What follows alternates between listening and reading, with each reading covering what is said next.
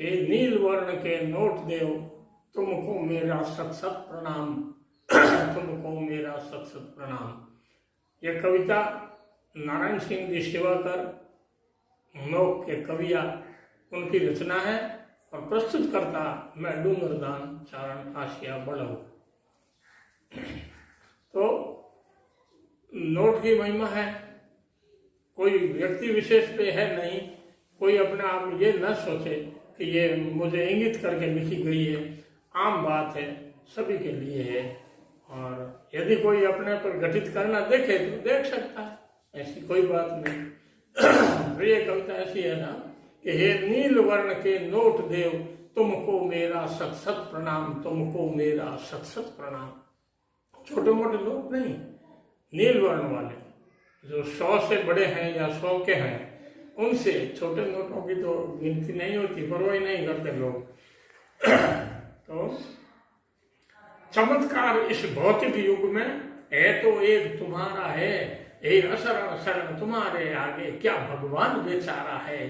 भगवान गुप्त तुम प्रकट सदा, वे आसमान तुम धरती पर, और 2 घड़ी हो तो उनकी पूजा, पर तुम्हें पूजते 8 प्रहर। जब राज कचहरी काम पड़े तो भगवान दूर रह जाते हैं, और भीड़ पड़े जब भक्तों के तो काम आप ही आते हैं। इन मंदिर मस्जिद गुरुद्वारों में लोग सभी बढ़ जाते हैं, पर हिंदू मुस्लिम सिख ईसाई एक बैंक में आते हैं। अछूत विधर्मी छू ले तो भगवान भ्रष्ट हो जाते हैं, पर हरिजन के हाथों में ब्राह्मण तुमको तो गले लगाते हैं। और कलयुग के असली देव तुम ही, इस कलयुग के असली देव तुम ही हो, तुम ही कृष्ण हो, तुम ही राम। ये नील वर्ण के नोट देव, तुमको मेरा सत सत प्रणाम, तुमको मेरा सत सत प्रणाम।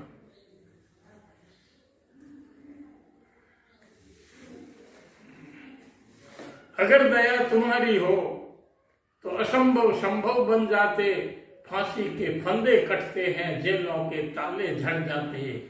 जब आप तिजोरी में आते तो पैरों की चाल बदल जाती, गालों पर सुर्खी छा जाती, घुटनों तक तौन छिटक आती।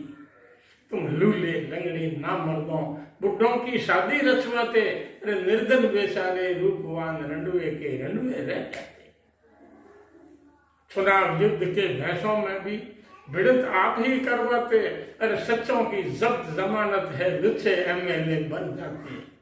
फिर 5 वर्ष के भीतर भीतर भव्य भवन खड़े होते, उनके घर के आंगन में धन के तो स्रोत बढ़ पड़ते। वो रक्षक ही भक्षक बन जाता, वो रक्षक ही भक्षक बन जाता।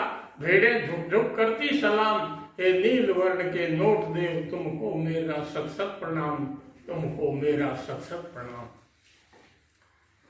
फिर देखिए आप, ईमानदारी से जो काम करते हैं उनपे तो नोट देवता की कृपा बहुत कम होती है।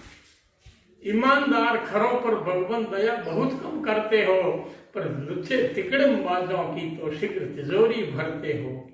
पूनम दूज सोम शुक्र को लोग पवित्र बताते हैं, पर पहली तारीख पसंद मुझे जब आप हाथ में आते हैं। आप बिना वैज्ञानिक शिल्पी कभी ठोकरें खाते हैं, अरे घोड़ों को तो घास नसीब नहीं, बादाम गधे चल जाते हैं। शुभ दृष्टि आपकी होती है, शुभ दृष्टि आपकी होती है तो दुनिया की दृष्टि बदल जाती। पथ भ्रमित प्रजा को कर दी वे प्रतिमाएं नेता बन जाती।